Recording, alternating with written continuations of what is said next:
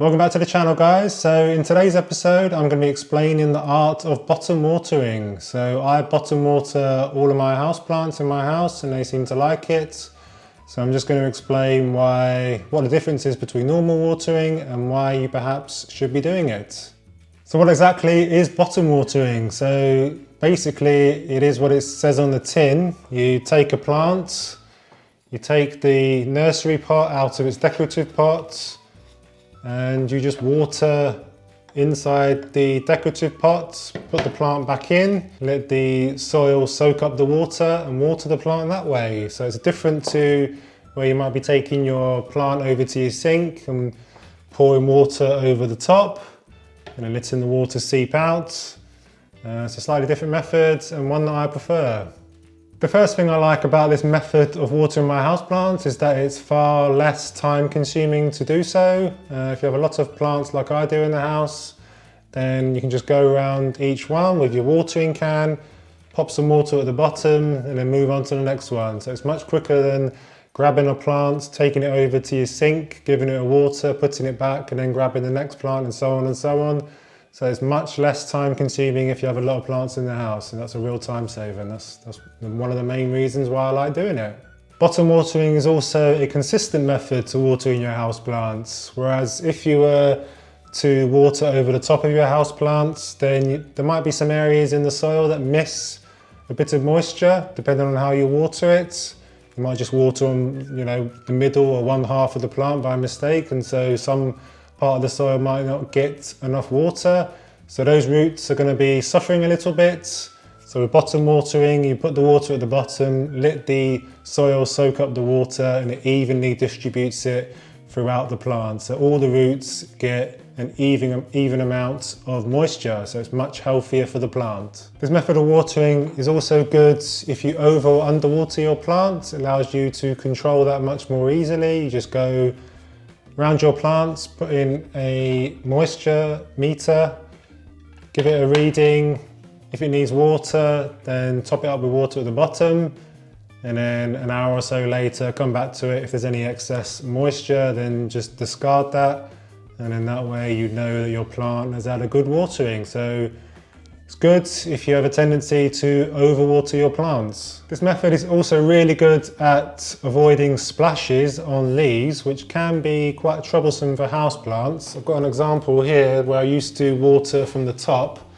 This is a Tradescantia Nanook, and I've got some splashes on some of the leaves. I think you can see that one there. And it starts to make the leaves go a bit mouldy.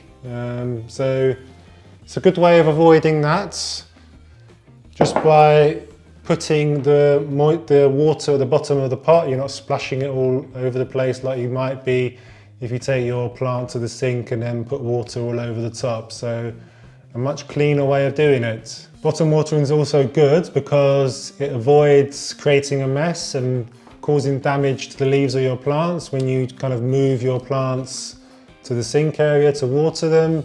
Like I say, you leave them in their place in your house and then just give the plant a watering on the bottom, so there's no risk of kind of damaging the leaves when you transport it to your sink area to give them a water. Fungus gnats like a moist top 2 inches of soil for houseplants to lay their eggs. So therefore, when you're watering the tops of your soil, you're creating a nice environment for fungus gnats to lay their eggs. So if you bottom water, you can control that much better. You can put water in, let it seep up, and then it won't quite wet the top of the soil. So it deters fungus gnats from entering the soil of the houseplant and laying their eggs. So a really good method for that.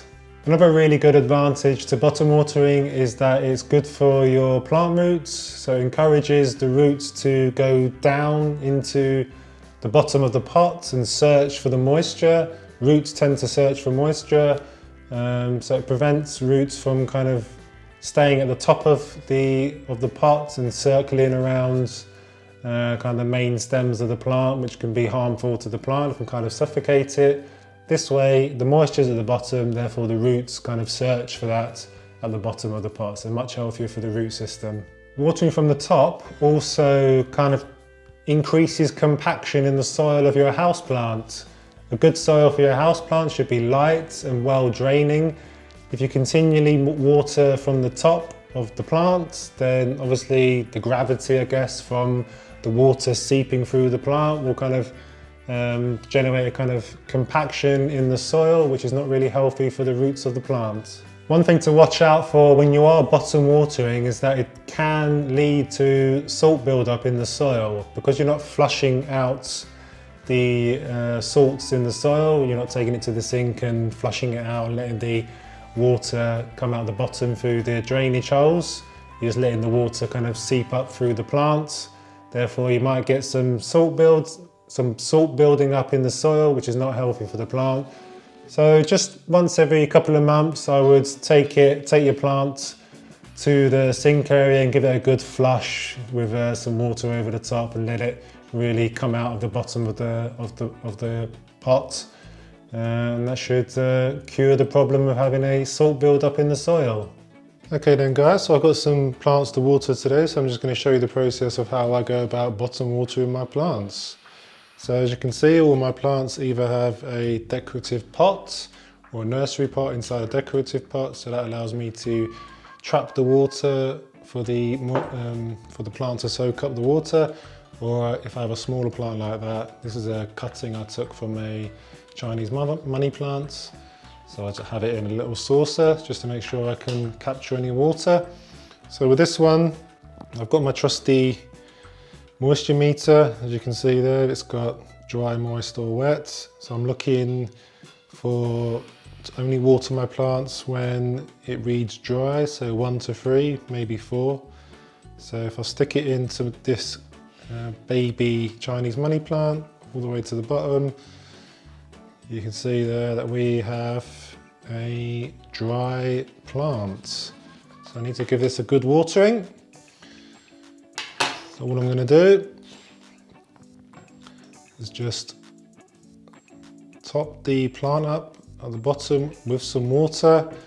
Now I'll leave that to sit there for about an hour or so at least, maybe an hour and a half, just to let the soil really soak up the water. I'll come back, any water that's left in the pot or in the saucer I'll discard, and then I know that that plant has been watered nicely. So I'll just carry on doing these. I'll put that to that side there. This is a little Peperomia, really nice plant, variegated leaves. I've not actually checked the level in here actually, so I'll do that. So again, it's reading dry on there, so I know to give it a water now. Like I say in my videos, it's a really good idea to let your plants dry out in between watering. It's good for the roots, good for the plant, and good to make sure that you're preventing fungus gnats getting into the soil. So this is a Peperomia Angulata. Stick it in there, it's reading dry. So this is in a decorative pot, so I'll just take it out, give it a good watering. You can kind of judge how much water the plant will need depending on the size of the plant. That one needed a bit more than that one because that's obviously in a bigger pot. But like I say, I'll come back in an hour or so, just check that there's no water lingering around, because then that will promote root rot if it's sitting in water. So this one is reading 3 on the moisture meter. So I'll give this a little top up while I'm here. There's room there for me to add the water. Quite a big pot, so I'll give it a little bit. That's that one. And I've got my Philodendron Brazil, featured on my favourite houseplants video. I'll link to that in the description. Let's just check the moisture levels in here. That's reading dry, about number 2, 2.5. So we'll give that a watering. So again, give it a good watering. Let it sit there for an hour. This one is a Syngonium. Really nice plant. I think this is dry. So that's reading 3, so it is dry. But it's not super dry, it's not bone dry, so I will top it up a little bit, like that. And then the last plant to do is this one at the back. This one's looking quite dry, it's got some dry leaves, so I think I ought to tidy this one up a little bit after I've done the watering.